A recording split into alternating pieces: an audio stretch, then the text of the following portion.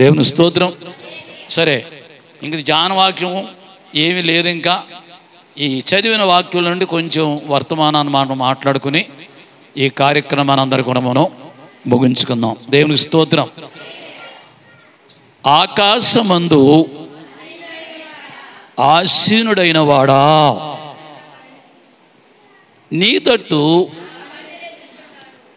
నా కన్నులు ఎత్తుచున్నాను. యాత్ర కీర్తన. యాత్ర చేస్తూ రాస్తున్న కీర్తన ఇది. రాజైన దావీదు మహారాజు ఆయన చాలా దేశాలు తిరిగాడు. యెరూషలేము, షోమ్రోను, ఆ ప్రాంతాల్లో ఉన్నటువంటి చాలా దేశాలు తిరిగాడు. చాలా ప్రయాణాలు చేశాడు. ఎక్కడికి వెళ్ళినప్పటికీ ఒక కీర్తన వ్రాసేవాడు, ఆ కీర్తన ధ్యానించేవాడు, ప్రయాణాన్ని కొనసాగించేవాడు.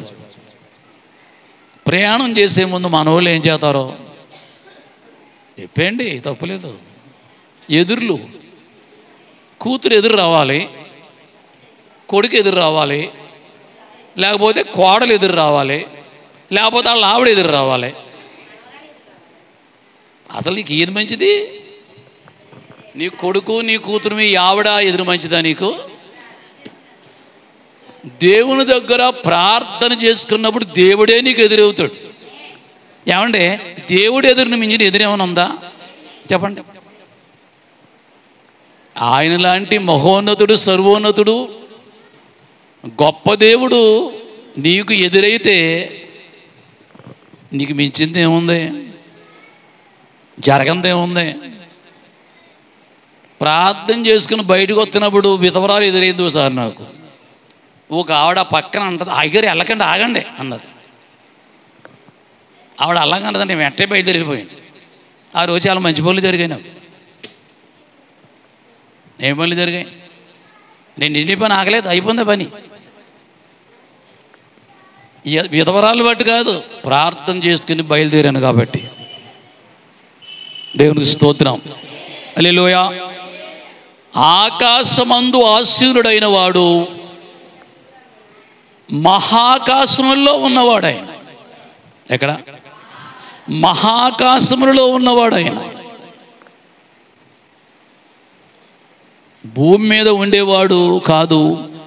ఆయన నివాసం భూమి మీద లేదు. ఆకాశం అనే మాట పరలోకం అని ఎట్టుకోవాలి మీరు. ఎక్కడ? ఆకాశం అంటే పరలోకం, మహాకాశం అంటే ఇంకా చాలా ఎత్తైన స్థలం. పరలోకానికి ఇంతవరకు కూడా ఎంత ఎత్తుందో లెక్క పెట్టినోడు ఎవడో లేడు. కారణం అది ఎక్కడుందో ఇంతవరకు ఎవడికి తెలియదు.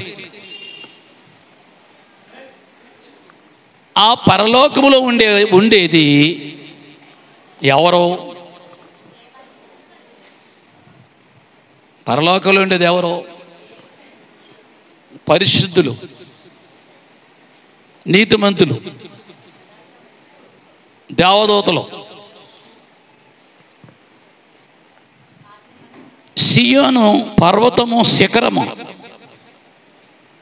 ఆ శిఖరం మీద 3 బిల్డింగులు కట్టాడంట ఆయన. ఎక్కడ కట్టాడంటే పరలోకంలో ఉన్న యెరూషలేము శిఖరం మీద కట్టాడంట. దానికి వడ్రం మేస్త్రులు, తాపి మేస్త్రులు, కళాకారులతో నిమిత్తం ఏమీ లేదు. ఆయన జ్ఞానముతో సిద్ధపరిచాడు. పరలోకములో కూడా 2వ శిఖరం లోపల ఉందంట ఆ మందిరం, దేవాలయం. అది వద్దంటే మన భారతదేశం అంత ఉంటుందంట మందిరం. ఎలాగ తెలుసు ఈ విషయం? ఎలాగ తెలుసు అంటే బైబిల్ పండితులు రాసినటువంటి కొన్ని ప్రత్యేకమైన మాటలు. దేవుని స్తోత్రం. నీ ఇల్లు చిన్నదైతే 4 ఉంటే నువ్వు ఇరకాటంగా లోపలికి వెళ్ళి బయటకు రావాలి. పిల్లలు చిన్నోళ్ళుగా ఉన్నప్పుడు ఈ ఇల్లే సరిపోయింది మాకు. ఇప్పుడు ఏమైంది? పెద్దోరు అయ్యారు, పెళ్ళిళ్ళు అయ్యాయి, కోడళ్ళు వచ్చారు, మనవలు వచ్చారు, సరిపోవట్లేదు. ఒకళ్ళొకళ్ళని రాసుకుని వెళ్తామే లోపలికి. అంచేత చిన్న ఏర్పాటు పైన చేసాము, మాకు చిన్న చెప్పండి ఓ చిన్న ఏర్పాటు చేసుకున్నాం. అయినప్పటికీ ఇరికే ఇన్ని కోట్ల మంది, లక్షల మంది భూలోకంలో ఉన్నారంటే ఆయన మార్గంలో జీవించే ప్రతి ఒక్కరూ పరదేశికి వెళ్తారు. కాబట్టి ఎంత ఖాళీ ఉండాలంటారు అక్కడ? ఏమండి, ఎంత ఖాళీ ఉండాలి? అంచనా వేయండి ఒకసారి. మీ ఇల్లు ఎంత ఖాళీ ఉందో, 10 మంది వస్తే మీ ఇల్లు ఎలా ఉంటుందో అంచనా వేసారా? ఊహించండి. కొన్నగడ్డ ఇంటికి ఎప్పుడైనా వెళ్తే 2 గదులు వాళ్ళు అంతా ఉంది. ఆ ఇంట్లోకి 5 చుట్టాలు వచ్చారనుకో, వాళ్ళే గుద్దుకుంటారు లోపల. చాలాసార్లు చూశాను. మీ ఇంట్లో ఎప్పుడైనా గుద్దుకున్నారు మీరు అలాగా? ఎంత మొత్తం బోళ్ళు ఖాళీ అంటారా? బోళ్ళు ఖాళీ అయితే నీ ఇల్లు ఎలా ఉండాలంటే ఓ గోడౌన్లా కట్టుకోవాలి. ఇంకా అప్పుడు బోళ్ళు ఖాళీ. దేవుని స్తోత్రం. మహాకాశములో అయినా ఉన్న దేవుడు,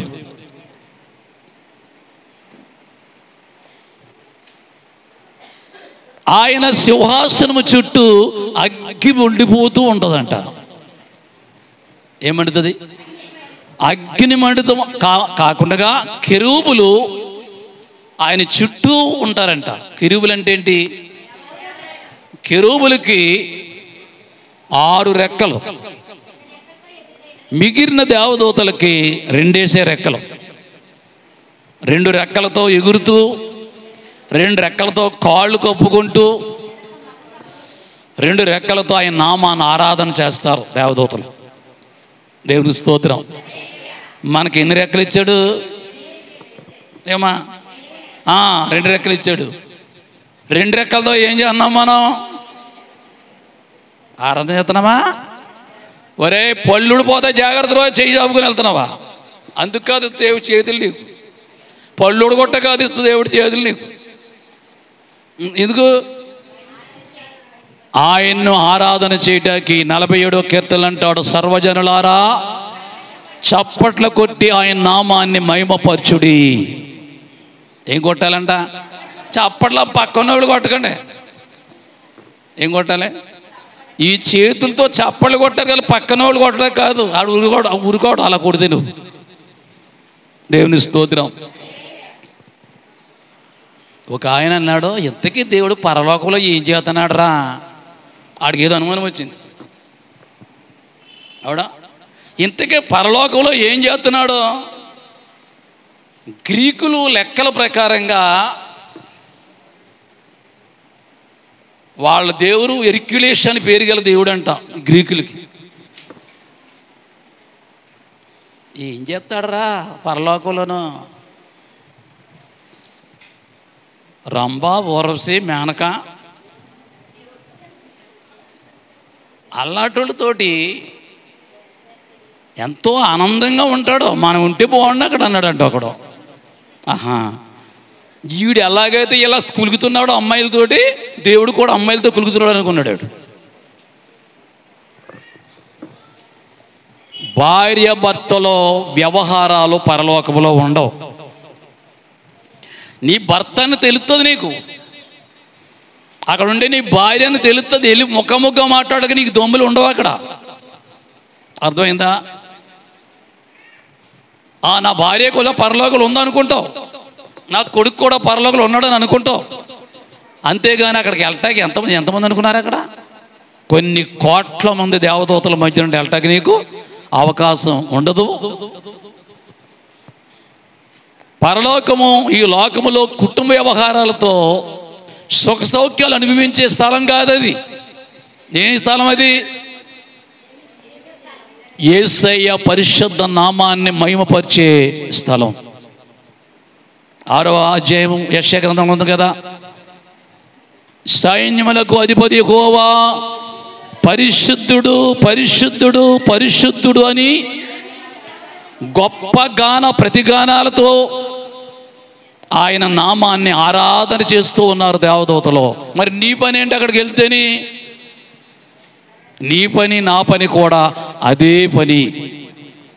ఆకలి ఉండదు, దప్పిక ఉండదు, నిద్ర ఉండదు, సోమర్తనం ఉండదు, ఎంజాయ్ చేయడం ఉండదు, సోకు చేయడం ఉండదు, పెరసరాలితనం చేయడం ఉండదు, ఏమీ ఉండదు అక్కడ. నీకున్న రకరకాల బట్టలు ఇవ్వడు దేవుడు అక్కడ. పరిశుద్ధులకి తెల్లటి వస్త్రాలు మాత్రమే, అందరికీ ఒకటే డ్రెస్. ఏమా మరి చచ్చిలో వాళ్ళు అందరూ ఒకేసారి తెల్లసీరలు కొట్టుకొచ్చి ఎలా ఉంటారు? మీరు బాగుంటారంట కాదు, దేవదూతలో ఉంటారు. ఈ మగవాళ్ళంతా తెల్లరేసీలు వేసుకుని పెంట చక్కలేసి వేసుకుని కూర్చున్నారు అనుకోండి, వాళ్ళు ఎలాగ ఉంటారా? సూపర్ మ్యాన్లాగా ఉంటారు ఉండరా? అందుకే అన్ని బట్టల కంటే అందమైన బట్టలే తెల్లే. అదే అన్ని వస్త్రాల కంటే తెల్లబట్టలు రాజు అన్నాడు ఒక ఆయన. ఏంటంట? తెల్లబట్టలు రాజు, మిగిలి బట్టలు మంత్రులు అన్నమాట. అయితే తెల్లబట్టలు ఉన్న ఒక బలకింద ఏంటంటే అది మోపుడికి ఆగదు. నువ్వు అదే కలర్ బట్టలు అనుకో, నువ్వు నెల కట్టేసినా నీకు మాత్రం తెలదు నీకు. కారణం ఏంటి? కలరింగ్ ఉందా? కలరింగ్ తెలియలేదు నీకు. అలాగే నీతిమంతుడికి చిన్న మచ్చ ఉంటే కనపడిపోద్ది, చిన్న పొరపాటు ఉంటే కనపడిపోద్ది. ఎక్కువ పాపాలు చేసినోడికి జనాదేవి ఎన్నైనా చేసేస్తూ ఉంటాడు. అలాగాడు ఎన్ని తప్పులు చేసినా తప్పని అనుకోడు అసలు. దేవుని స్తోత్రం, హల్లెలూయా.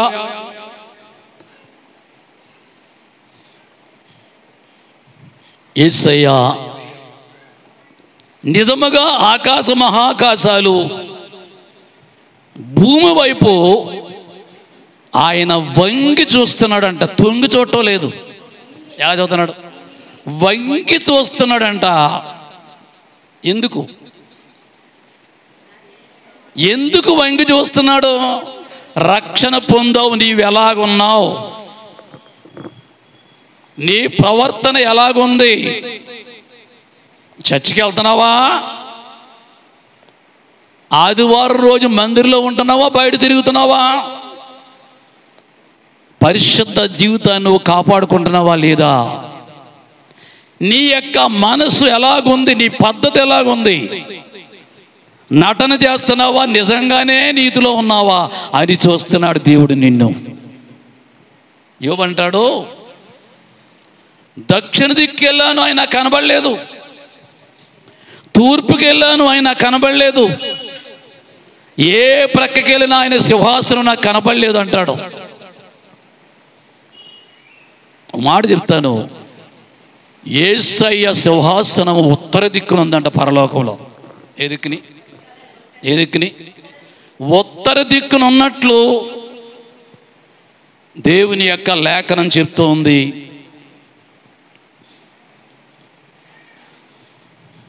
ఆయన ఎక్కడున్నాడో, ఏ విధంగా ఉన్నాడో ఒక్క మాట చదివిస్తాను చూడండి ఒకసారి. ప్రవక్త అయిన యెషయా రాసిన గ్రంథం 14వ అధ్యాయం. యెషయా గ్రంథం 14వ అధ్యాయం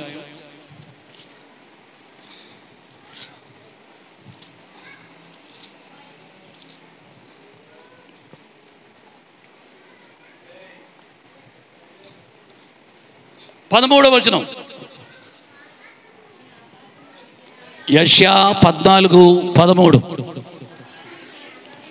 నేను ఆకాశములకు ఎక్కిపోయేదను, దేవుని నక్షత్రాలకి పైగా నా సింహాసనాన్ని హెచ్చించుదును.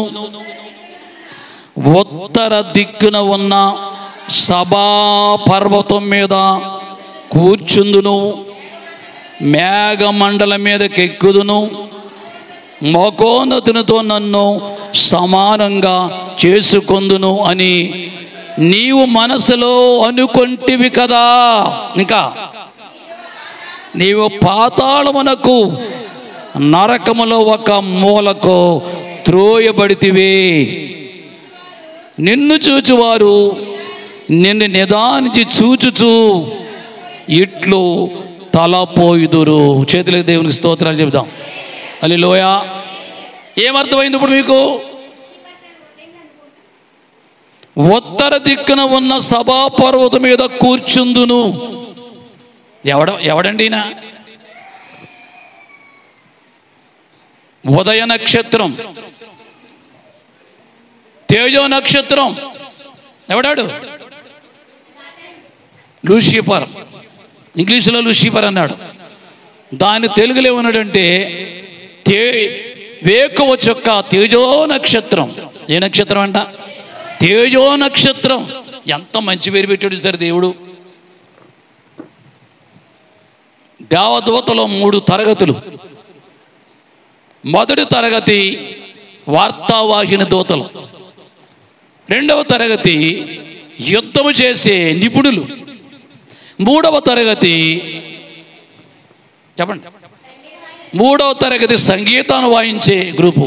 అంటే లూసిఫర్ అక్కడే వాయించడు, ఆయన వెనకాల బోళ్ళు లక్షల మంది ఉంటారు సైనికులు. వాళ్ళ పని ఏంటంటే సంగీతం వాయించడమే వాయించడమే వాయించడమే. మిఖాయేలు వీళ్ళకి నాయకుడు. ఈయన వెనకాల చాలామంది ఉంటారు యుద్ధ వీరులు. ఆయన పని ఏంటంటే యుద్ధం చేయడమే. ఉదాహరణ ప్రార్థన చేస్తున్నావు అనుకో, గంట కొట్టుకుని ప్రార్థన చేస్తున్నా, దేవుడి దగ్గరికి వెళ్ళలేదనుకో, ప్రార్థన నీకు సమాధానం రావట్లేదనుకో, అప్పుడు గాబ్రియలు కాదు మిఖాయేలు వస్తాడు నీ దగ్గరికి. అప్పుడు ప్రార్థన చేసి బాధపడుతున్న వాళ్ళతో యుద్ధం చేసి సాతాను తరివేతాడు. అలాగే దానియేలుకి జరిగింది అది. దేవునికి స్తోత్రం. ఇంకపోతే వార్తావాహిని దూతలు ఎవరు? గాబ్రియలు నాయకుడు. ఈయన వెనకాల ఇంకా చాలా మంది ఉంటారు. అయినా ఒక మాట చెప్పనా, దేవదూతలు నాకు సేవకులు అన్నాడు దేవుడు. ఏమన్నాడమ్మా? దేవదూతలు నాకు సేవకుల చేతిలో పనివారు అన్నాడు. నువ్వు నేను ఆయనకి కుమారులు కుమార్తెలు నీవు నేను. ఎంతగా ప్రేమించాడమ్మ నిన్ను దేవుడు. అందుకే గర్వం వచ్చేది నీకు. ఏమవుతుంది? గర్వం వచ్చేస్తుంది. దేవుని దగ్గర కనపడవు, జయానికి రావో, ప్రార్థన చేయవు, వాక్యం వినవో.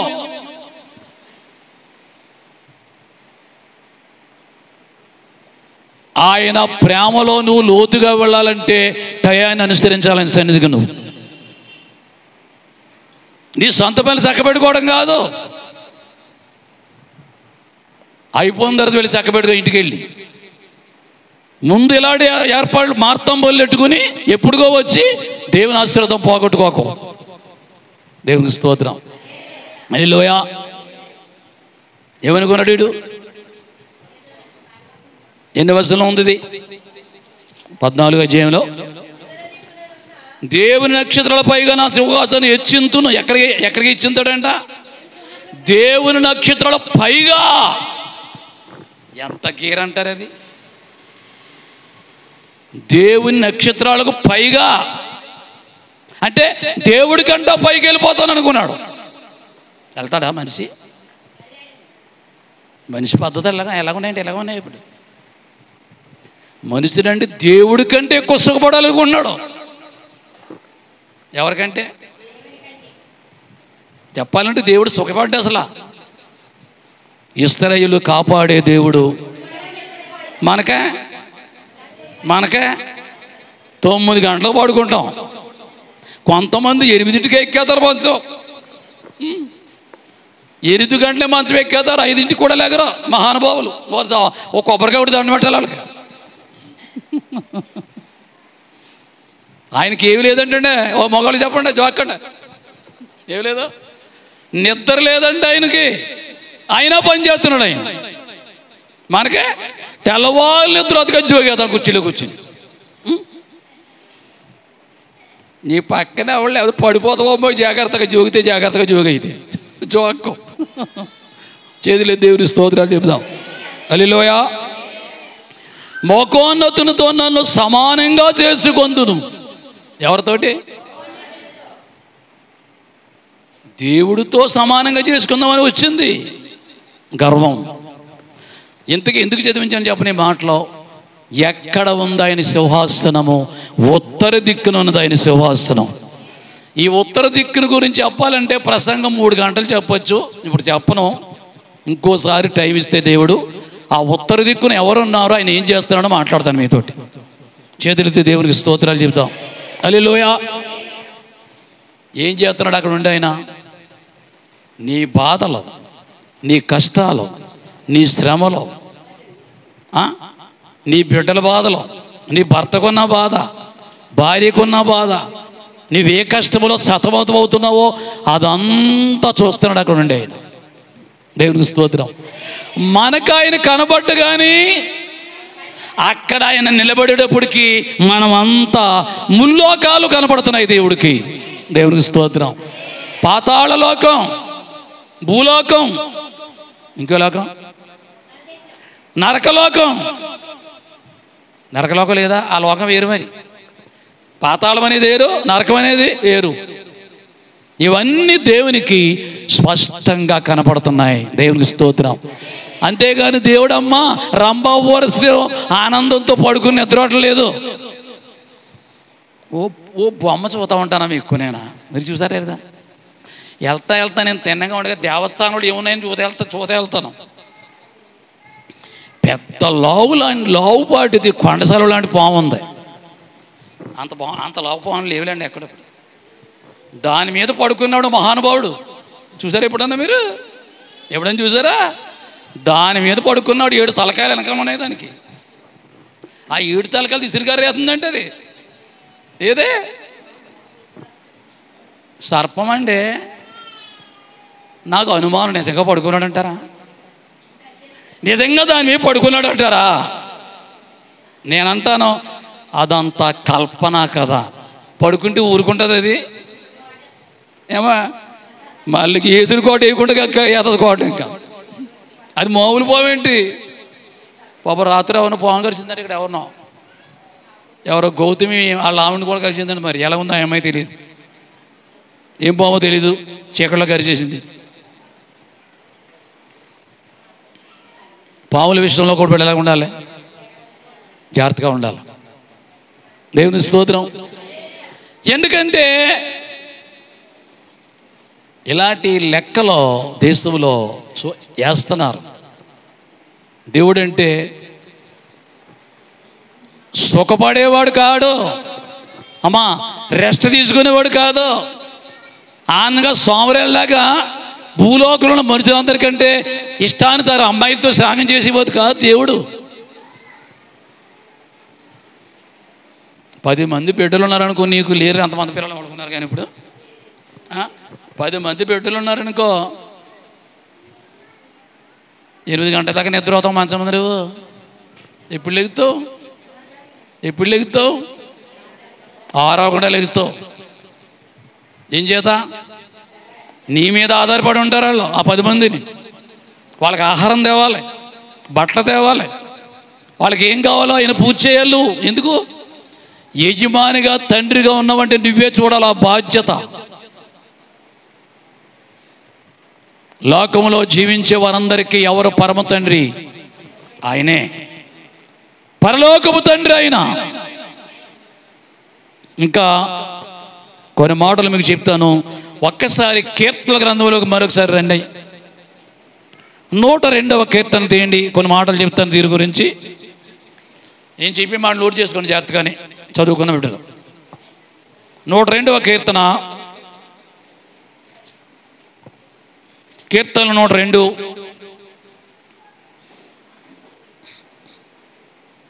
20-21 వచ్చిన కీర్తనల గ్రంథము 20వ కీర్తన 102వ కీర్తన 20-21 వచ్చిన.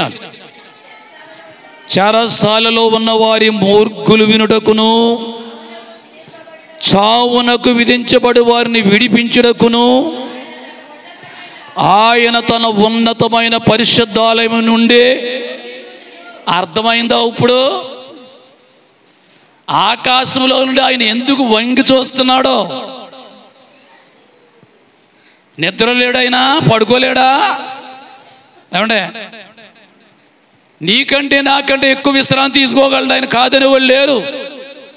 కానీ ఆయన నిద్రపోయే దేవుడు కాదు. దేవుని స్తోత్రం. నలుగురు బిడ్డలు కన్నా తల్లి ఏం చేద్దాం? స్వామి నిద్ర వద్దా? ఏం చేద్దాం? నా కూతురికి బట్టలు కావాలి, పుస్తకాలు కావాలి, ఓ పెళ్లి కొడుకుని చూడాలి, పెళ్లి చేయాలి, ఓ మంచి ఇంటికి పంపాలి. ఇవన్నీ చేయాలంటే ఏం చేద్దాం? ఆలోచన చేస్తూ ఉంటుంది. వీళ్ళు లేనప్పుడు భార్య భర్తలు మాట్లాడుకుంటారు కూర్చొని చోట. విన్నాను నేను. ఏమండే పెళ్ళి ఎదిగిపోతుంది, ఎలాగా?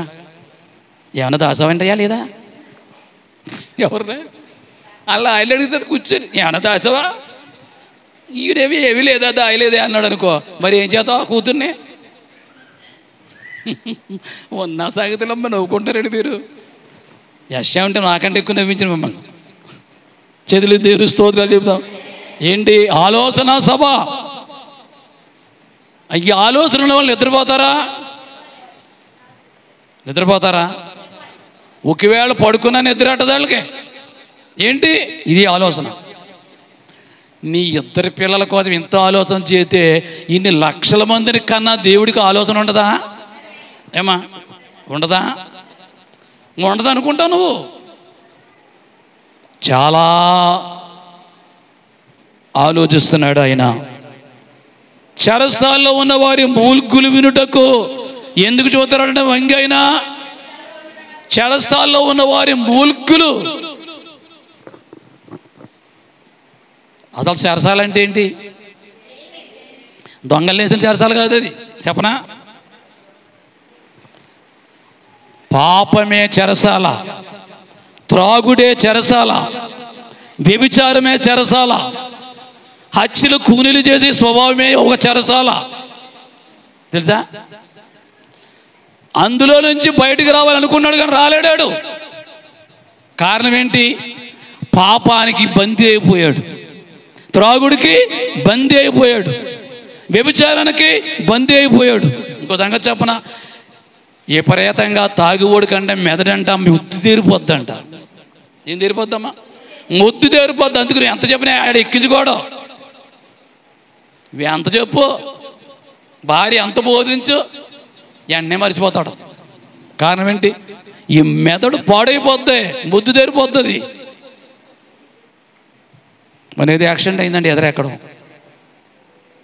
కోమలో ఉన్నాడు. ఇప్పుడు ఆయన రవికుమార్ ఎవరైనా ఇందుపిల్లో కాదు, ఇందుపిల్ల అద్దుకున్నారంట.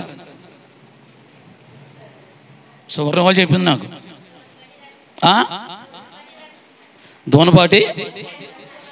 దోనపాటి రవికుమార్ అంట. మంచి కరెంట్ పని చేస్తాడంట, చక్కటి వర్కర్ అంట. 2 పిల్లలుంట ఆ అబ్బాయికి.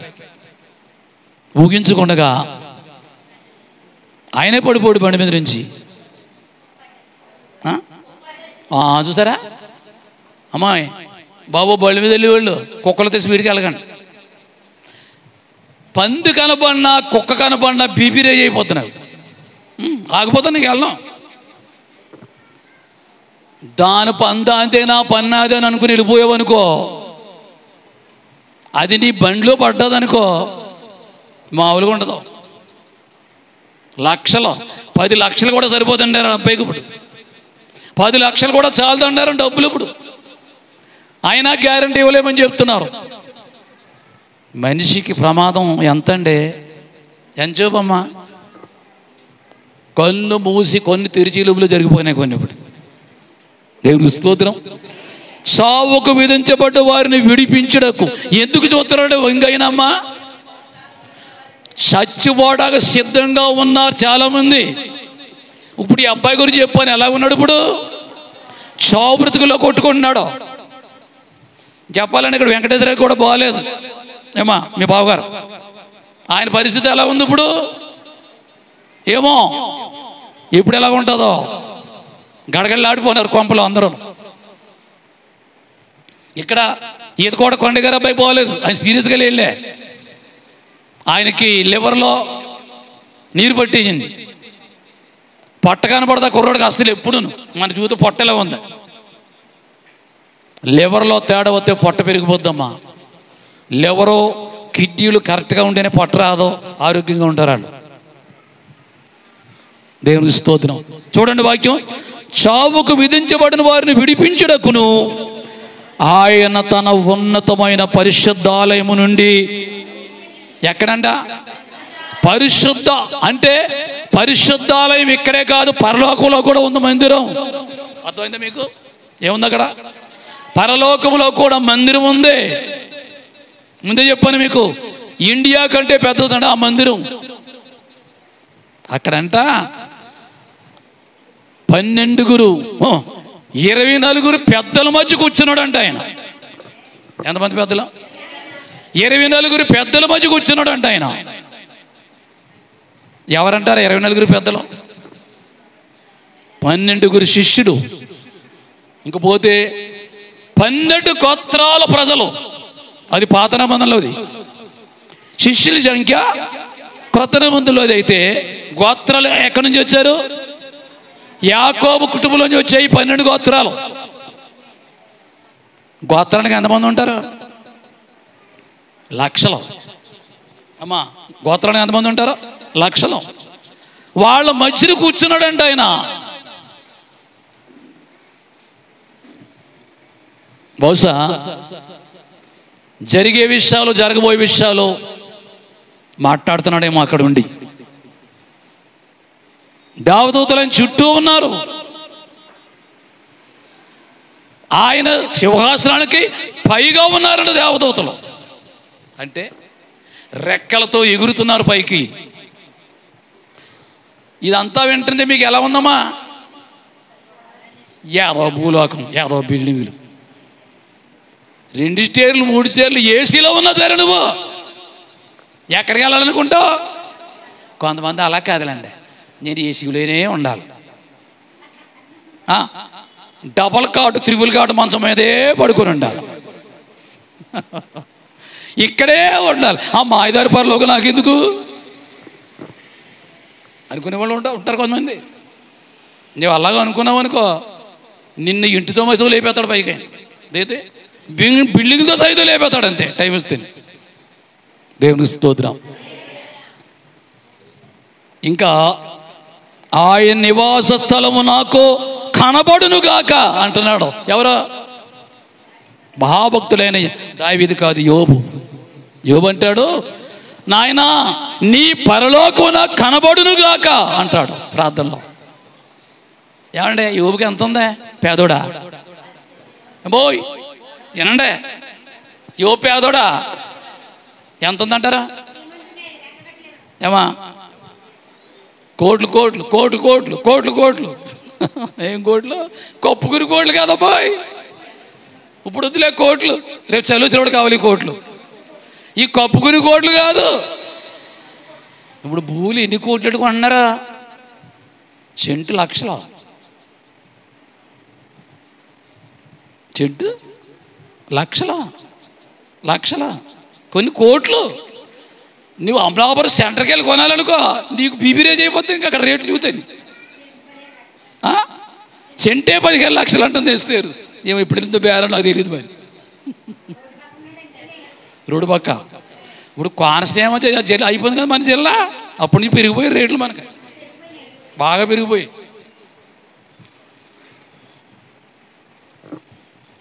ఒక మాట అంటాను, ఈ కొనుక్కున్న వాళ్ళు ఎవ్వరికి గ్యారంటీ కాదు.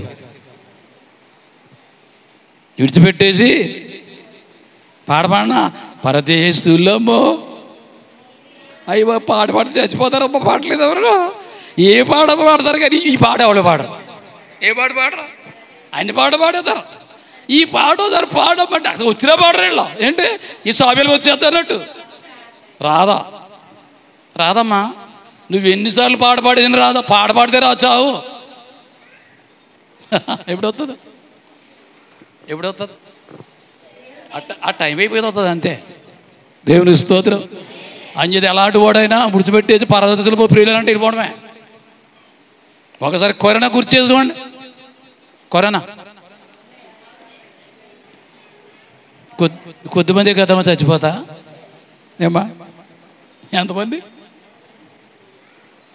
లక్షల కోట్ల. ఇది వచ్చిన వాళ్ళు అంతా ఎక్కడున్నారో బోర్డ్ స్కూరు. మన దావీదు గారు కూడా బోర్డ్ స్కూర్ వెళ్ళాడు బామ్మ. దావీదు తీనా కూడా. కొంతమంది ఇంట్లోనే చికిత్స పొందారు అనుకోండి, కొంతమంది అక్కడికి వెళ్ళిపోయారు. గుర్తు తెస్తే ఎలా ఉంటుంది మనకే? చెప్పండి, ఎలాగుంటుంది మనకే? అయ్యో అక్కడ 15 రోజులు ఉన్నాను కదా, నెల ఉన్నాను కదా, నరకమరా బాబు, కల్లో కూడా రాకూడదురా బాబు అది అని వచ్చిందే లేదా? చాలామందికి వస్తుంది. చేతులెత్తి దేవునికి స్తోత్రాలు చెప్దాం. హల్లెలూయా. దక్షిణ వైపుకు వస్తున్న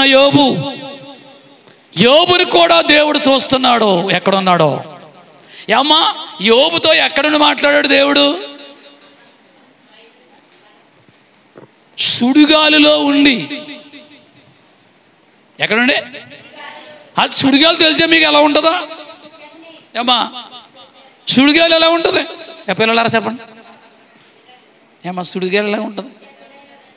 మనోడు బట్ట ఆరేతారు వెళ్ళాం రజకులు. ఓసారి చూశాను నేను, గట్టిగా కాలితే పైకి వెళ్ళిపోయి చీర ఆ పైకండి వెళ్ళిపోయింది. అంటే ఏం చేస్తే తిప్పేస్తే. 96 తుఫాను గుర్తుందా మీకు? 96 తుఫాను ఏమైంది? ఈ దొమ్మేడు సుబ్బన్న గారు మామిడి చెట్టు ఉంటుంది ఈ పక్కనే, రావులు దెబ్బన. ఎంత పెద్ద చెట్టు, ఎప్పుడు కాయలు పడతానే ఉండేది దాని కింద, చల్లగా ఉండేది. బండి ఆఫ్ చేసుకుని కూర్చున్న వారు కుర్రోళ్ళు కొంతమంది అక్కడ. అది చెట్టు ఉంది ఇప్పుడు ఏమ్మా? అయ్య బాబు చల్లగా చెప్తున్నారేంటి? ఏమైందంటారా? 96 తుఫానుగా లాగేసింది. కరెంటు స్తంభాలు ఒడిపెట్టేయింది. మీరు చెట్టేసుకుంటారు చూడమ్మా, నూనె ఎట్టుకుని దువ్వేసుకుని అలా తిప్పేసింది. దేన్ని? స్తంభాలని. సుడిగాలుకున్న బలము చాలా గొప్పది. దేవునికి స్తోత్రం. ఆ సుడిగాల్లో ఉండి మాట్లాడాడు దేవుడు ఎవరితోటి? యోబుతోటి. యోబు, భయపడకో, పరీక్ష నేనే పంపించాను. ఈ పరీక్ష నీకు నా చిత్తం లేకుండా సాతాను నీ దగ్గరికి రాదు. వాడు వచ్చాడు కానీ నీకే విజయం. దేవునికి స్తోత్రం చెప్తా. నీకే విజయం. నిలబడ్డావు నువ్వు చివరి వరకు. అందుకే చెడుతనాన్ని విడిచిపెట్టిన వాడు యథార్థపరుడు, నీతిమంతుడు. చెడుతనాన్ని విడిచిపెట్టిన వాడు అని మంచి సాక్ష్యం ఇచ్చాడు దేవుడు. ఎవరి గురించి? యోబు గురించి. దేవుని స్తోత్రం. హల్లెలూయా. చెరసాల్లో ఉన్న వారిని విడిపించడానికి, నీ పొరపాటును చూపించి నీ మూల్గులు వినటానికి చూస్తున్నాడు తల వంచి. ఎక్కడి నుంచి? పరలోకముల నుంచి. దేవుని స్తోత్రం. సోదరి, ఎప్పుడూ చూస్తున్నాడు ఆయన నిన్ను. నీ కష్టాల్లో చూస్తాడు, నీ ఇరుకుల్లో చూస్తాడు, నీ బాధల్లో చూస్తాడు, నిన్ను చూస్తాడు, నీ మనవలను చూస్తాడు, నీ మనవళ్ళు చూస్తాడు, నీ మనవరాలు చూస్తాడు, నీ భర్తను చూస్తాడు, నీ భార్యను చూస్తాడు. చూస్తున్నాడా? చూస్తలేదు అనుకుంటావు నువ్వు. చూస్తున్నాడు. మూలుకులు విని ఏం చేస్తున్నాడు ఆయన? నిన్ను స్వస్థపరచడానికి ఆయన సిద్ధంగా ఉన్నాడు. ఒకసారి యోబు గ్రంథం ఏంటి 2 మాటలు చూపిస్తాను బైబిల్లో. యోబు గ్రంథం 23వ అధ్యాయం. యోబు గ్రంథం 23వ అధ్యాయం 8-9 వచనాలు. నేను తూర్పు దిశకు వెళ్ళినను ఆయన అచ్చట లేడు, పడమటికి దిశకు వెళ్ళినను ఆయన కనబడటం లేదు. ఆయన పనులు జరిగించు ఉత్తర దిశకు పోయినను ఆయన నాకు కానవచ్చుడు లేదు. దక్షిణ దిశకు ఆయన ముఖము త్రిప్పుకొని ఉన్నాడు. నేను ఆయనను కనుగొనలేను. ఏమ్మా యోబు ఎన్ని దిక్కులకి వెళ్ళాడు? ఎన్ని దిక్కులకి వెళ్ళాడమ్మా? తూర్పుకి వెళ్ళాడు, పడమరకి వెళ్ళాడు, ఉత్తరానికి వెళ్ళాడు, దక్షిణానికి వెళ్ళాడు. దక్షిణంలో మాత్రం ఆయన ఏం చేశాడంట? తల తిప్పుకున్నాడంట. ఉత్తరాన్ని ఆయన ముఖము క్షేమంగా కనబడుతుంది అందరికీ. ఎక్కడ కనబడట్లేదు? దక్షిణ దిక్కులో మాత్రం ఆయన ముఖం తిప్పుకున్నాడంట. దాని అర్థం ఏంటి? దక్షిణ దిక్కుని ఉండేది ఎవరంటే శపించబడ్డ వాళ్ళు, నిషిద్ధమైన వాళ్ళు, దేవునికి వ్యతిరేకంగా జీవించే వాళ్ళు మాత్రమే అక్కడ ఉన్నారని మనం నమ్మి తీరాలి. చేతులకు దేవుని స్తోత్రాలు చెప్దాం. హల్లెలూయా. చూడండి 28వ అధ్యాయం, 28వ అధ్యాయం యోబు గ్రంథమే, 24వ వచనం. 28, 24 అమ్మా. ఆయన భూమి అంతముల వరకు ఆకాశము క్రింద దానినంతటిని ఆయన చూపి ఎక్కడి దాకా ఉందమ్మా? పాతాళం అడుగు భాగాన్ని కూడా చూస్తాడంటే వెళ్ళిపోయి ఆయన ఎక్కడికమ్మా? ఎవరొద్దు 20 ఏళ్ళు పొడిచోళ్ళు ఇక్కడ నిలబడి చూడండి, అలా తోట ఇంకు పెద్దోళ్ళు అలాంటి వాళ్ళు వదిలే, మాకు తేడా వచ్చేద్దాం. 20-25 ఏళ్ళు వయసులో వాళ్ళు మెట్ల మీద నిలబడి చూడండి, ఎంతవరకు వెళ్తుంది మీ దృష్టి? ఎంతవరకు వెళ్తుంది? అయ్యి బాబా, ఎప్పుడైనా చూసారా అసలు? అలా చూసి పని ఏముంది మనకి? ఏమా అలా చూడవలసిన పని ఏముంది అసలు మనకి? ప్రయత్నం కూడా చేయము అసలు మనం. 1 కిలోమీటర్ కూడా మనిషి చూడలేడు. ఎంత? 1 కిలోమీటర్ దూరం కూడా మనిషి చూడలేడు. అంటే మన చూపుకి ఏముంది? లిమిట్ ఉంది. ఆయన చూపు ఎలాంటిది చెప్పండి? ఆయన కనుదృష్టి ఎలాంటిది? పాతాళమే కనబడుతుందంట ఆయన చూస్తుంటే. అందుకే ఎవరి గురించో త్రినేత్రుడు అని చెప్తారు బయట. ఎవరి గురించో ఏమంట? త్రినేత్రుడు అంటే 3 నేత్రాలు ఉన్నాయంట. యేసయ్యకి 7 కళ్ళు ఉన్నాయి. మరి యేసయ్యకి ఎన్ని ఉన్నాయి? 7. అంటే మామూలుగా 7 ఉంటాయని కాదు. 7 అనేది సంపూర్ణ సంఖ్యకి గుర్తు. 7 సంపూర్ణ సంఖ్య గుర్తు. అంటే అర్థం ఏంటి? ఆయన సంపూర్ణంగా చూడగలిగిన దేవుడు. మళ్ళీ అందరినీ చూస్తాడు. పిల్లలు చూస్తాడు, పెద్దోళ్ళు చూస్తాడు, ముసలోళ్ళు చూస్తాడు. బాగా చెప్పు. కడుపులో ఉన్న బిడ్డను కూడా చూస్తాడండి. కడుపులో ఉన్న బిడ్డ డాక్టర్ గారికి తెలదా? డాక్టర్ గారు ఇప్పుడు చెప్తారు కడుపులో పెట్టున్నాడని. 5 నెలలు కాదు, 3 నెలలకు చెప్పేతాళ్ళే. ఏమో నువ్వు ప్రెగ్నెంట్గా ఉన్నావు, జాగ్రత్త, మందులేడు అంటాడు. కానీ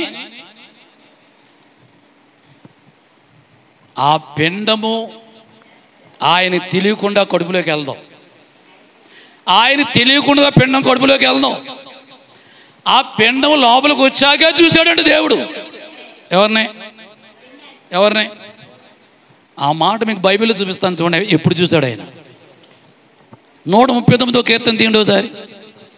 చాలా ప్రాముఖ్యమైన మాటలు నోట్ చేసుకోండి. ఇవన్నీ కూడా మీరు ఖాళీగా ఉన్నప్పుడు కనపడ మీకు. కీర్తనలో 139,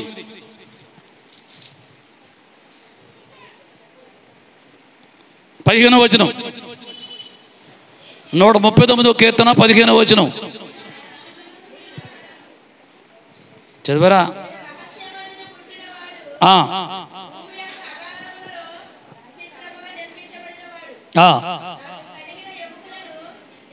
మరుగై ఉండలేదు, నేను పిండమనై ఉండగా చాలు. ఏమా పిల్లరా, ఇప్పుడు చూసారంటే దేవుడు మిమ్మల్ని మీ అమ్మ కడుపులో ఉన్నారు చూసారా, పడ్డారు చూసారా, అప్పుడు చూసారండి. ఎవరినే? ఆయన ఏం చూశాడు? లిఖితిని చూశాడు, సువర్ణం చూశాడు, ఎస్తేని చూశాడు, మొత్తం అందరినీ చూశాడు. ఎప్పుడు? తల్లి కడుపులో నువ్వు పిండగా ఉన్నప్పుడే చూశాడు ఆయన. డాక్టర్లు నెల అయ్యాకో 2 నెలలు అయ్యాకో చూతారు వీళ్ళ. అవునా కదా? భీమరాజు గారు చిన్న కోళ్ళ నా దగ్గరకు వచ్చింది మొన్న, ఆ ఇంటికి వెళ్తేనే నవ్వుతూ వచ్చింది. ఏంటమ్మో ఆనందంగా ఉన్నాను. అయ్యారండి, డాక్టర్ గారు చూపించుకున్నానండి, ప్రెగ్నెంట్ అంటండి, 2 నెలలు అంటండి అన్నది. ఎంత ఆనందం అయిపోయింది ఆ పిల్లకే, చాలా ఆనందం అయిపోయింది కదా.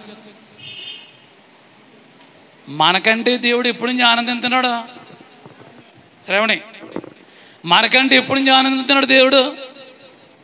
అయ్య బాబో మీకు చెప్పలేను ఇంక నేను.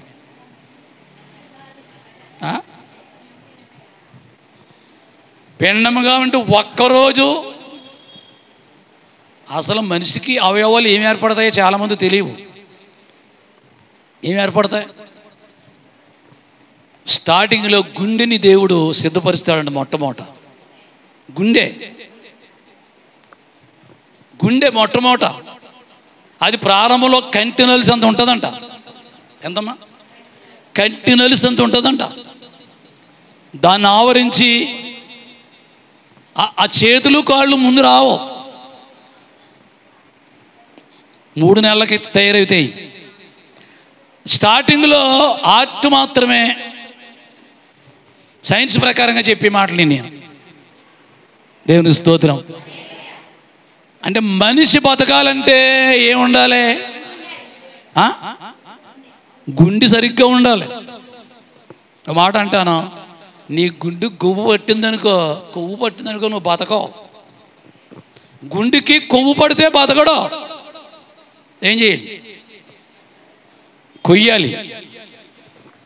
కొయ్యాలి, కోసి ఆ పైన వచ్చిన కొవ్వంతా తీసేయాలి. అప్పుడు చేసే ఏర్పాటు చేస్తాడు డాక్టర్, అప్పుడు వాడు బతుకుతాడు. ఇప్పుడు హార్ట్ కంప్లైంట్ వచ్చి ఎందుకు చచ్చిపోతున్నారు చాలామంది? సరైన టెస్టులు చేయించుకోక, చెప్పిన సరైన మందులు వాడక. అదేమవుతుందంటే హార్ట్ కంప్లైంట్ ఉన్నవాళ్ళకి అమ్మ నేను చెప్తున్నాను, ఎవరికి ఏం తెలదు అసలు. తిరుగుతూనే ఉంటాడు, నడుస్తూనే ఉంటాడు, అన్నం తింటూనే ఉంటాడు, పని చేస్తూనే ఉంటాడు. కానీ అది అకస్మాత్తుగా వచ్చేద్దంతే. అది వచ్చిందంటే మాట ఉండదు, ఇంకా పడిపోతాడు. 3 సార్లు వస్తుందండి, 3వ సారి వస్తే హార్ట్ ఆగదు. ఇంకా 2 సార్లు అవకాశం ఇస్తాడు. ఆ 2 సార్లు మానవుడు ఏం చేయాలి? సిద్ధపడాలి, వైద్యం దానికి జరగాలి.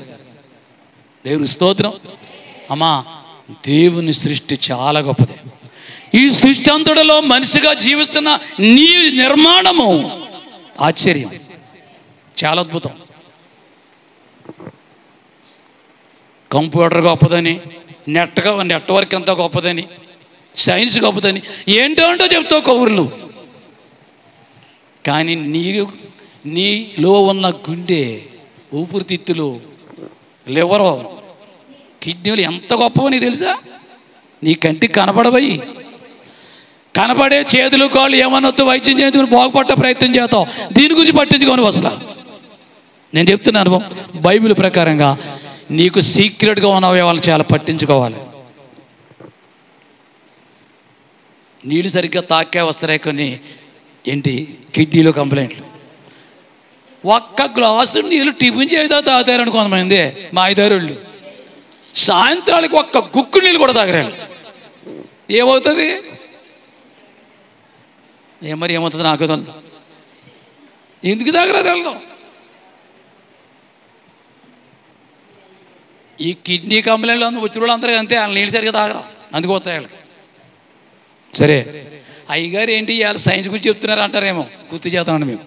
ఎందుకంటే ఇది తెలుసుకోవడం కూడా తప్పేం లేదు. చేతులు ఎత్తి దేవునికి స్తోత్రాలు చెబుదాం. ఏ వాక్యం చదువు మనం ఇప్పుడు? 139వ కీర్తనలో ఇంకా దావీదు మహారాజు ఇంకా ముఖ్యమైన మాటలు చెప్తున్నాడు. పైన 13 చదవండి. నా అంతరింద్రియములను నీవే కలుగు చేసేదివి, నా తల్లి గర్భమందు నేను నిర్మించిన వాడు నీవే.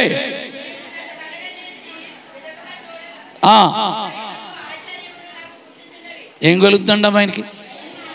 నన్ను కలిగి చేసిన విధం చూస్తే భయమేసేస్తుంది నాకు. రెండుదమ్మా, ఆశ్చర్యం వచ్చేస్తుంది నాకు. అవును, నిజమే. 150,000 మైళ్ళు వెళ్తాయండి మన లోపల నరాలు వరుసగా సాగదీతి. ఎంత? 150,000 మైళ్ళు మనలో ఉన్న కండరాలు, నరాలు. ఇవన్నీ ఎక్కడ బంధించాడు దేవుడు? చెప్పండమ్మా, ఎక్కడ బంధించాడు? చేతుల్లో పెట్టేసాడు, కాళ్ళలో పెట్టాడు, కడుపులో పెట్టేశాడు. ఎక్కువ అది ఎలాగుందో చెప్పాలంటే డాక్టర్ గారు చెప్పాలి, కోసేసి లేక స్కానింగ్ చేసి. స్కానింగ్ చేయకముందు ఏం చేసేవారు? ఓ సంగతి చెప్తే బాధపడతారు మీరు, చాలా బాధపడకండి. మత్తు మందు దొరకనప్పుడు బెడ్డకి తాడుతో కట్టేసి అటు ఇద్దరు నలుగురు మనుషులు పట్టుకొని అటు కూసేస్తుంటే డాక్టర్ గారు ఎంత రోజు కొడతారా మళ్ళా. ఇంతకీ మత్తు మందు కనిపెట్టింది ఎవరో చెప్పనా? పక్కా క్రిస్టియన్. చప్పట్లు కొట్టండి ఒకసారి. పక్కా క్రిస్టియన్ డాక్టర్. ఆ డాక్టర్ మత్తు మందు కనిపెట్టాడంట. ఆ పేరు మర్చిపోయాను నేను. ఒక రకంగా చెప్పాలంటే ఈ కనబడుతున్న ఇంటి కనిపెట్టాడు ఎవరిలో చెప్పనా? బల్బు ఎవరు కనపడితే చెప్తారు మీరు? చెప్పమ్మా, చెప్పు తల్లే, చెప్తే వస్తేనే. బాబా అంత దోసుకుంటారా? పేరు తెలుస్తుంది. చెప్పు. Thomas Edison.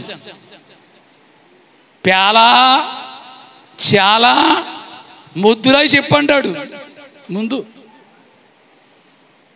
సంవత్సరం బడికి వెళ్తే ఒక అక్షరం రాలేదండి అడికి. ఆ కుర్రోడికి మాస్టర్ టీసీ రాసేసి తల్లికి రాసాడండి లెటర్. ఏమని చెప్పనా? నీ కొడుక్కి జీవితంలో చదువు రాదో, వీడికి మెదడు పనిచేయట్లేదు, ఇలాంటి కుర్రోడితో మేము వాగలేం అని పంపితే ఈ లెటర్ సంగతి ఈ కుర్రోడికి తెలదాం. తల్లి చూసిందంట లెటర్. అమ్మ ఏముంది అందులో అని అడిగాడంట వాళ్ళ అమ్మనే. అమ్మ ఏమని చెప్పనా? నువ్వు ముద్దురాయివరా, చదువు రాదంట అని అనలేదు అక్కడ. ఒరే విద్యార్థులు అందరికంటే నువ్వు బాగా చదువుతున్నావంటరా. తల్లి చెప్పిన మాట చెప్తున్నాను మీకు. నువ్వు చాలా విద్యగలవాడు అంటరా, చురుగ్గా చదువుతున్నావంటరా, నువ్వే మంచివాడు అంటరా. ఆ మాట చెప్పి ఇంటి దగ్గర చదివించమని చెప్పింది అంటే వాడికి అర్థం లేదు. ఆమె పక్కా క్రిస్టియన్. ఎవరో? ఈ థామస్ తల్లి. ప్రతిరోజు ప్రార్థన చేస్తా, కన్నీళ్లు కారుతా, వేదన పడతా. ఏమేం చేసింది చెప్పిన ప్రార్థన? ప్రభువా నా కొడుక్కి వార్నింగ్ ఇచ్చే వాళ్ళందరికీ నువ్వు తప్పనిసరిగా వార్నింగ్ ఇవ్వాలి. అందరికీ గుణపాఠం నేర్పే కొడుకుగా నా కొడుకుని తయారు చేయాలి. జ్ఞానం ఇచ్చేది నువ్వే. కన్నీళ్ళు కారుతుంటే తల్లి యొక్క విద్యను బట్టి, ప్రార్థన బట్టి గొప్ప విద్యావంతుడైపోయాడు. మొట్టమొదటిగా మన దేశంలో కదా ప్రపంచంలో ఈ బల్బు కనిపెట్టింది ఎవరంటే ఆయన బిడ్డే. ఒక్క బల్బు కనిపెట్టాడు. ఆ బల్బుని బట్టి ట్యూబ్ లైట్లు, పెద్ద లైట్లు మొత్తం వచ్చేసాయి. సరే, ఎంత గొప్ప సంగతం. నీ కూతురు తెలుగు తక్కువగా ఉన్నా, నీ కొడుకు తెలుగు తక్కువగా ఉన్నా తిట్టగాన్ని నీ చదువు రాదరా ఇలా చేపించేస్తారు కొంతమంది. ఆ పిల్ల నీకు రా చదువు, నీ బతుకంతే, ఇంటికాడ కూర్చొని అడుగుతాం కూర్చో. తప్పు. ఇలాంటి పిరికి పిచ్చి నేర్పకునే పిల్లలకి. నా కొడుకు చదువుతాడు, నా కూతురు చదువుతుంది, జ్ఞానం ఇస్తాడు దేవుడు. అది జరగాలంటే నేను దేవుడి మందిరం నీ పిల్లలు తీసుకురా. ముందు ఎక్కడికే? దేవుని మందిరం తీసుకురా నీ పిల్లల్ని, నీ కూతురిని, నీ కొడుకుని. నిన్ను దాటి వెళ్ళిపోతాడు ముందుగాడు. ఎందులో? విద్యలో. దేవునికి స్తోత్రం. హల్లెలూయా. ఇప్పుడు విజయలక్ష్మి గురించి ఒక మాట చెప్తాను మీకు. ఆ పిల్ల 10 ఏళ్ళ వయసు నుంచి వస్తుంది చర్చికి. ఆ టైంలో తండ్రికి తల్లికి దేవుడి గురించి తెలదాం. వాళ్ళు అసలు వినివేళ్ళు కాదు. ఈ పల్లవ కూతురు చెప్పనా సండే స్కూల్కి అలవాటు చేశారు. ముందు ఎంత 7 వయసు ఉండదు అప్పుడు పిల్లకి ఇంత అంత ఉంటుంది. ఎవరమ్మాయమ్మా? పల్లవ కూతురునండి. ఏం చదువుతున్నావమ్మా? అప్పుడు ఫస్ట్ క్లాసో సెకండ్ క్లాసో తెలియదు నాకు. కానీ ఈరోజు వరకు ఆ పిల్ల చర్చికి మానలేదు. ఏమో ఇంటర్నే పాస్ అవుతామని నువ్వు ఫస్ట్ క్లాస్లో పాస్ అయింది. ఎందుకు చెప్తున్నాడంటే సండే స్కూల్లో అన్ని విషయాలు నేర్చుకుంది. నువ్వు వచ్చావు కదా లిఖితా చెప్పమ్మా. లిఖిత కూడా ఆ పిల్ల వయసు లేదు కానీ పొడుగు మాత్రం కనపడుతుంది. వాళ్ళ నాన్నగారులకు పొడుగు. ఎందుకంటే వీళ్ళని ఏదో మెప్పించాలని కాదు. మీ పిల్లల్ని సండే స్కూల్కి పంపించండి. ముందు వాళ్ళు విద్యావంతులుగా తీర్చబడతారని దేవుని వాక్యం మనకి చెప్తూ ఉంది. చేతులెత్తి దేవునికి స్తోత్రాలు చెప్దాం. చాలా విషయాలు ఉన్నాయి కానీ ఇందులో ఇంకో 2 మాటలు చెప్పి నా వర్తమానంలో నేను ముందుకెళ్తాను. ఒకసారి దినవృత్తాంతాలు 2వ గ్రంథం 3వ మాట. ఇది దినవృత్తాంతాలు 2వ గ్రంథం ఏంటి? దినవృత్తాంతాలు 2వ గ్రంథం 33వ అధ్యాయం 33వ అధ్యాయం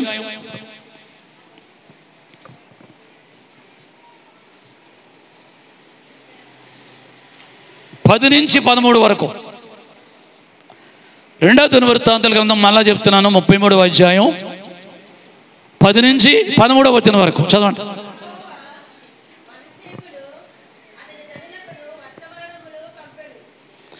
పంపినను వారు చెవి యొగ్గకపోయిరి.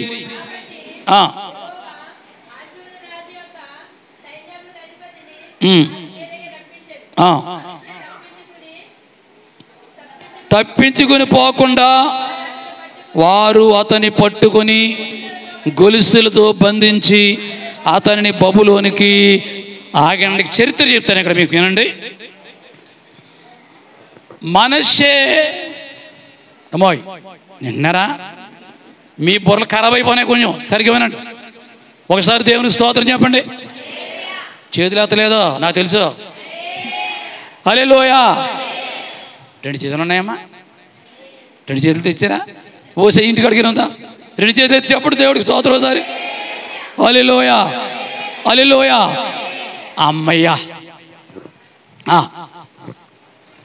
మనష్షే చాలా దుర్మార్గుడు. ఎలాంటాడు? మనష్షే తండ్రి గారి పేరు హిజ్కియా. హిజ్కియా ఎలాంటాడు చెప్పనమ్మా? హిజ్కియా ఎలాంటాడు? ప్రార్థనాపరుడు, విధేయుడు. దావీదు మహారాజు తరువాత యథార్థంగా దేవుళ్ళో జీవించిన వ్యక్తి ఎవరంటే హిజ్కియా ఒక్కడే. దేవుని స్తోత్రం. చాలా మంచి రాజు. హిజ్కియా తండ్రి పేరు ఆసా. ఈడు ఎలాంటోడు? ఈడు చెడ్డోడే. విగ్రహారాధన, దేవతారాధన, బొమ్మలో విగ్రహాలు దెయ్యాలన్నీ పెట్టాడు. ఎవరో ఆసా. ఇంకపోతే మనుష్య కూడా తాతలాంటోడే. మనుష్య పనులు కూడా బాలేదు. ఓ ప్రశ్న అతను ఇక్కడ. తాత దుర్మార్గుడు, కొడుకు దుర్మార్గుడు. మరి తండ్రికి భక్తి నీతి ఎలాగ అబ్బింది చెప్పండి. ఏమండి? తాత మంచోడు కాదు. ఈ హిజ్కియా కడుపును పుట్టిన ఎవడాడు? మనష్షే కూడా మంచోడు కాదు. కానీ హిజ్కియా ఎందుకు మంచోడు అయ్యాడు?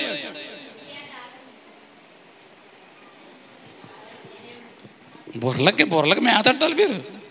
మీరు నోట్లు తింటాం కాదు, బుర్రకెట్టాలి మేత. కారణం చెప్పనా?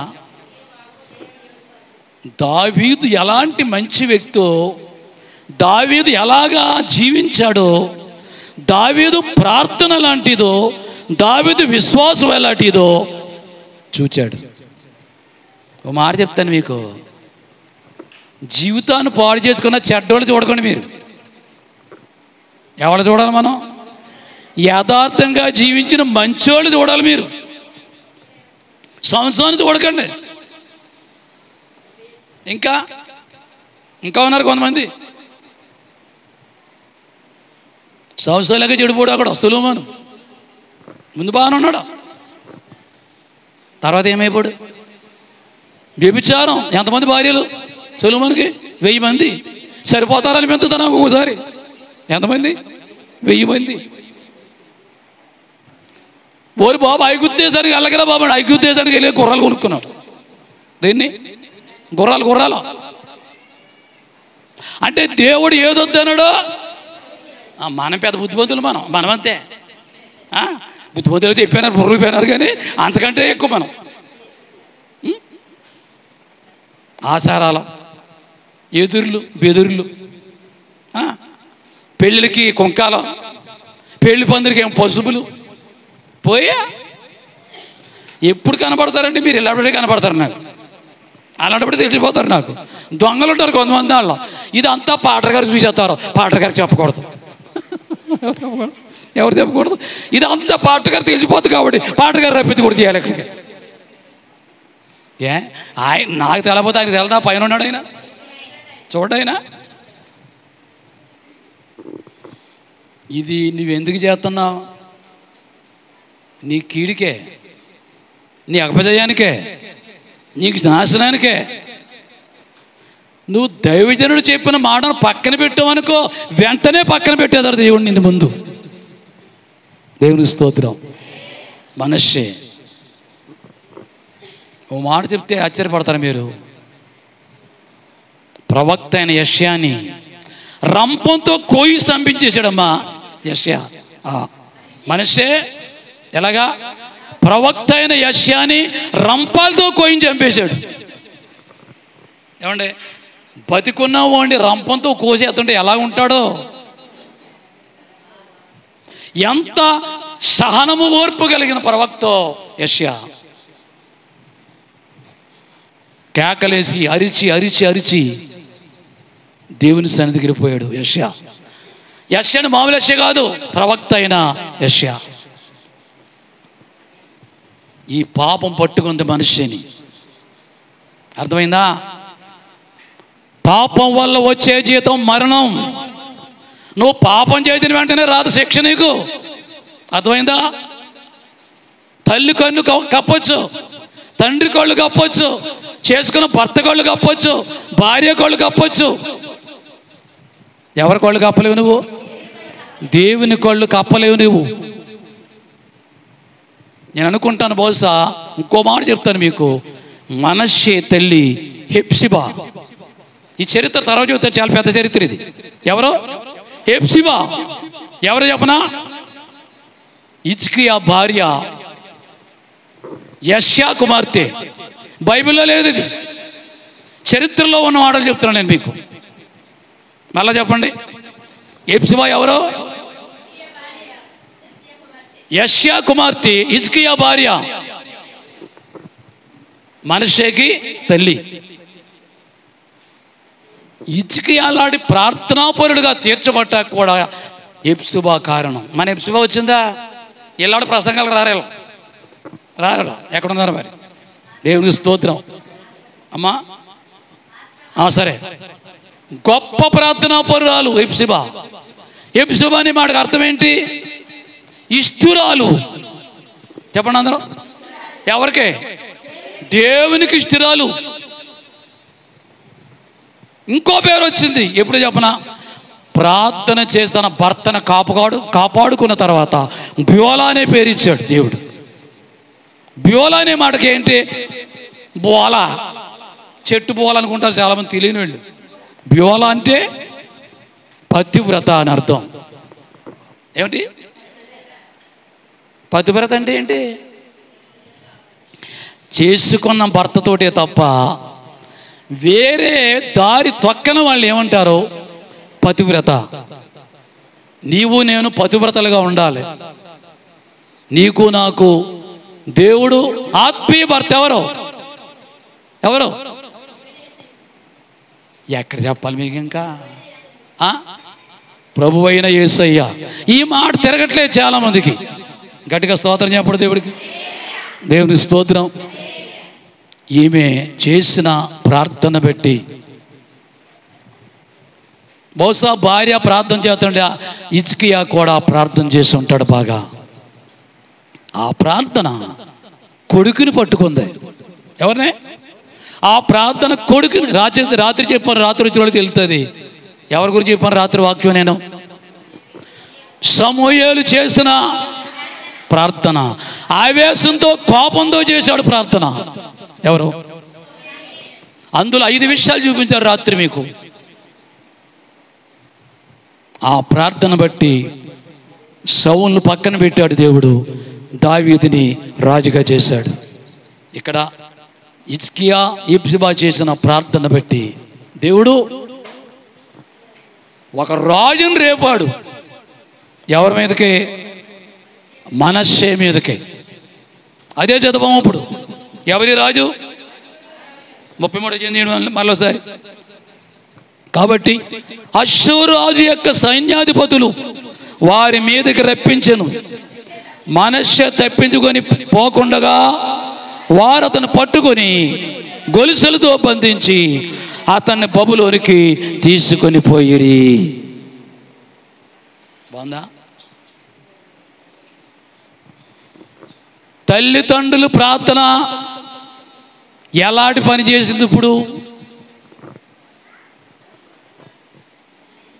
దుర్మార్గుడైన కొడుకును పట్టుకుంది. అష్షూరు రాజు వచ్చేసాడు. ఎవరు? అష్షూరు రాజు. అంటే అష్షూరు రాజులంటే చాలా భయంకరంగా ఉంటారంట, చాలా భయంకరం. వాళ్ళ చేతులు పడ్డప్పుడు ఎట్టి పద్ధతిలో తప్పించుకోలేడంట. అసలు ఏం చేశాడు? గొలుసులతో బంధించేశాడు అంతే. ఎక్కడ తీసిపోడు? బంధించి. దీన్ని ఏమంటారు మన వాళ్ళు? దొంగలు పట్టుకుని ఏం చేస్తారమ్మా? దాన్ని ఏమిటి? బీడా. బీళ్ళే వేస్తారు కదా చేతులకి. సంఖ్యలు. రైట్. ఏంటి? సంఖ్యలు వేసి తప్పించుకోవడానికి అవకాశం లేకుండా బబులోనికి తీసుకుపోయాడు. బబులోని ఎవరి దేశం అది? ఎవరి దేశం? అష్షూరు దేశపు రాజు. ఒకానొక టైంలో నెబుకద్నెజరు కూడా అక్కడే పరిపాలన చేశాడు. కన్నీళ్లతో పశ్చాత్తాపంతో ప్రార్థన చేశాడు. అప్పుడు ఎవరో మనిషి ఏం చేశాడు? అంతే.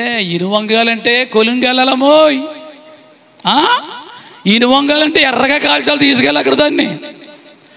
నువ్వు ఎంత బలంగా లాగిన వంగదది. ఏది? ఇను. వంగాలంటే ఎక్కడ వంగాలదే? కొలువు దగ్గరే వంగాలది. మనిషికున్న గర్వం, గీర, అతిశయం, పొగర. బాగా చెప్పమ్మా. ఏంటి? పొగర. కొంతమంది పొగరెక్కిపోతారు. కొంతమంది ఎవడ మాట అంటారా? నీ పొగరు పోవాలంటే నీ దగ్గరికి ఎవరు రావాలి? పొగరంట వగరంట. ఒక ఆయన అన్నాడు, ఏంటమ్మా పొగరంట వగరంట. ఇంకోటి బాగా చెప్పాడు, ఆయన మర్చిపోయింది నేను. మనిషికి కొంతమంది పొగరెట్టేస్తే, కొంతమందికి వగరొస్తుంది. వంకరే. అమ్మా ముగించేస్తున్నాను. ఈ మధ్యాహ్న కాలం నీకేం పట్టుకుందో నాకు తెలియదు. గర్వం ఉన్నా, పొగరున్నా, మొత్తం శర్మతో లేకపోతే అయిపోతుంది. దేవుడు ఎట్టి పరిస్థితుల్లో అది మన జీవితంలో ఉండకూడదు. వీలైతే యెప్సిబా గురించి చాలా విషయాలు ఉన్నాయి. వీలైతే తర్వాత చెప్తాను నేను. చరిత్రలో చదివితే యెప్సిబా గురించి చాలా మంచి మాటలు రాశాడు దేవుడు. అంటే హిజ్కియా కంటే ప్రార్థనా పరురాలు ఎవరంటే యెప్సిబా. దేవునికి స్తోత్రం. అందుకే ఆమెకు మంచి పేర్లు ఇచ్చాడు. ఏమని? ఇష్టురాలు, పతివ్రత. ఈ పేరు కావాలా మీకు? ముఖ్యంగా స్త్రీలకే కావాలా? కావాలితే రోజంతా ఊరమ్మడి వెళ్ళిపోయి వాళ్ళతో ఎడతో తిరిగితే రాదు. చాలామంది కాలుకున్న టైంలో సోదెట్టుకుంటారు ఆడవాళ్ళు. భర్త గారు 8:30కి వెళ్ళిపోతాడు బయటికి, సందాల దగ్గర రాడు ఆయన. ఈవిడి సామ్రాజ్యం ఏం సామ్రాజ్యం? నూతన సామ్రాజ్యం.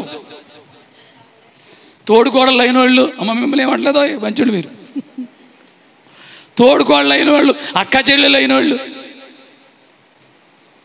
5, 6 చేరతారో కొమ్మ దగ్గరికి. ఏం కూర అయ్యాలి ఇదే అంటది మూతలో. మీ ఆయన ఏం తెచ్చాడు రాత్రి కూర? వాళ్ళ ఆయన గొడవ ఎందుకు నీకు? ఏది తెచ్చాడు అడుగు తిన్నదనుకో, నీకెందుకు గొడవ? ఊరి మధ్య తీసిపోతే ఇంకో ఊరిలో ఎలాగే చేద్దాం మనిషి అంట. నేను తొందరగా వచ్చేదాను, కొండరేసి వచ్చేదాను, అన్నం తయారు చేయి ఆకలింది అన్నాడంట. కొండరెడ్డి తెలుసు కదా, ఈ దుక్కు తినేవాడు కొండరెడ్డి ముందేసింది. సాలు ముందు, తర్వాత కొండరేతారు. తర్వాత భర్త గారు చెప్పిన మాట మర్చిపోయింది. ఈ లోపల ఇద్దరు వచ్చారు అక్కడికి. టీవీలో ఏమొచ్చిందో సీరియల్ చెప్తుందని కూర్చొని మహాతల్లి ఏం చెప్తుందంట, సీరియల్లో ఏమొచ్చిందో కథ చెప్తుందంట. ఈ లోపల వచ్చేసాడు, ఉండవా అన్నాడంట. ఎవరో అంతంట. ఏంటి నీకు ఒకటే పని, నువ్వు ఓ పని అనుకున్నావేంటి? నువ్వు అరకట్టుకుని దున్ని అన్నావు అక్కడ ఒక్కడ పోను, నాకు ఓ పని అనుకున్నావేంటి ఇక్కడ ఇంట్లోనూ? కూతురి మీద కొడుకు మీద మన మీద పెట్టేది కదా అంద. వాళ్ళు ఏ పని చేయలేదు. ఇంకోవాడు ఉందంట, చెప్పనా చెప్పొద్దా? నేనే కనుక పతివ్రతలే గారికి అవుతే, నేనే కనుక ఇళ్ళే గారికి అయితే దేనికి అది అయిపోరు కాక జిమ్మేయిందంట. ఏంటి బియ్యము ఉల్లిపాయలు పోతారు కానీ నేను కారణం ఏంటి? ఏమైనా ఈ మనిషి ఏమైనా ఉంటుంది కదా ఉంటాక అక్కడ. ఏమండే ఇలాంటి ఆడవాళ్ళు అన్నారు, మీరు మంచివాళ్ళు అమ్మాయి, మీరు వెళ్ళేటోళ్ళు కాదు. ఇలాంటి ఆడవాళ్ళు అన్నారు దేశం మీద. ఎందుకే దెబ్బ తగలకుండా తప్పించుకుందా. మరి దేవుడు చూడమ్మా మనిషినే. ఏమా ఇలాంటి మాటలు నేర్చుకోకండి మీరు. దేవుడి స్తోత్రం. ప్రార్థించి ఎఫ్సిబా ప్రార్థన, ఇజ్కియా ప్రార్థన, ఇంకెవరు? యోబు చేసిన ప్రార్థన. ఒకసారి చెప్పండి. పరలోకంలో ఏం చేస్తున్నాడు ఆయన? ఓయ్ ఏం చేస్తున్నాడు పరలోకంలో? వంగి చూస్తున్నాడు. ఏం చూస్తున్నాడు? నువ్వు కనపడతావు, మీ ఆయన కనపడతాడు, నీ కొడుకు కనపడతాడు, నీ కోళ్ళు కనపడుతుంది, నీ కూతురు కనపడుతుంది, అందరు కనపడతారు. కనపడకుండా ఎవరు తప్పించుకునే పద్ధతి లేదు దేవునికి. దేవుని స్తోత్రం. ప్రార్థన నేర్చుకుందాం, వాక్యాన్ని పఠిద్దాం, సోదంతా పక్కన పెట్టేద్దాం. సోది చెప్పొద్దు. సోదికి బదులు ప్రార్థన విజ్ఞాపనలో ఉండు, వాక్యాన్ని చదువుకో, గొప్ప దీవెన ఇస్తాడు. అట్టి దీవెన మనకి ఈ మధ్యాహ్న కాలం ప్రభు దయచేయను గాక. ముందుగా చిన్న ప్రార్థన చేస్తాను, కళ్ళు మూసుకోండి. ప్రేమ గల తండ్రి, వాక్యం ద్వారా ఇంతవరకు మీరు మాతో మాట్లాడారు. ఆకాశమందు వంగి చూస్తున్నావు. ఇశ్రాయేలు కాపాడే దేవుడు కొనుగోడు నిద్రపోడు. మాకు అలసట, మాకు నిద్ర. ఏ నిమిషము నీకు నిద్ర లేదు. రాత్రంతా పగలంతా కనిపెట్టుకునే ఉన్నావు మా కోసం. నీవే నిజమైన వాచ్యమేను. అట్టి నీ కంటి దృష్టిలో మేము నమ్మకస్తులుగా ఉండి నేను ఆరాధించి గణపరిచి నీలో కొనసాగ యోగ్యత మా అందరికీ దయచేయండి. కూడిన బిడ్డలందరినీ దీవించండి. మహిమ ఘనత పొందండి. యేసు పరిశుద్ధ నామములో ప్రార్థించి వేడుకొంచిన మా పరమ తండ్రి, ఆమేన్. సాక్ష్యాలు చెప్పు. హల్లెలూయా. సంతోషంగా ఉన్న వాళ్ళు స్తోత్రం చెప్పండి. నాకు అమ్మాయి పుట్టిందని బాధగా ఉన్న వాళ్ళు స్తోత్రం చెప్పండి. అంటే నాకు అమ్మాయికి పుట్టిందని మీ అందరికీ ఎంత సంతోషంగా ఉంది, అంతేనా?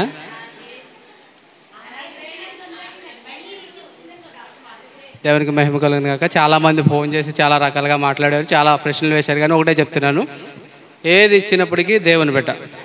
దేవుడిచ్చాడు, మంచి బిడ్డనిచ్చాడు, చక్కటి అందమైన బిడ్డను దేవుడిచ్చాడు. మీ అందరి ప్రార్థన బట్టి నా తల్లిదండ్రులు, నా కుటుంబ సభ్యులు, అలాగే అత్తయ్య గారి కుటుంబం, సంఘం అంతా చేసిన ప్రార్థన ఆలకించి మంచి బిడ్డనిచ్చాడు. అందుని బట్టి దేవునికి మహిమ కలుగును గాక. ఆ ప్రార్థన ద్వారా పుట్టిన బిడ్డ కనుక ఆ ప్రార్థన ద్వారా దేవుని చిత్తమేమై ఉందో ఆ ప్రార్థన ద్వారా బిడ్డ పట్ల ఏం నెరవేర్చాలనుకుంటున్నారో దాని కొరకు కూడా ప్రార్థించమని కోరుకుంటున్నాను. ప్రార్థించిన మీ అందరికీ మరొకసారి వందనాలు. అందరికీ థ్యాంక్ యూ. ఇక మా కుటుంబం అంతా కూడా దేవుని ప్రణాళిక చెప్పిన నడవాలని, ఏదేమైనప్పటికీ నిస్సి ప్లేస్లో మరొక బిడ్డను దేవుడు అనుగ్రహించాడు. అంతేకాకుండా మా పట్ల ఆయన ప్రణాళిక ఏమై ఉందో ఏ విధంగా సాక్షిగా నడిపించబోతున్నాడో ఆ విధంగా నడిపించేలాగా ప్రార్థన చేయాలని కోరుతూ ఉన్నాం. కాబట్టి అటు రీతిగా ప్రార్థన చేసి ప్రార్థించిన ప్రతి ఒక్కరికి మరొకసారి అందరికీ వందనాలు తెలియజేస్తున్నాను. Thank you.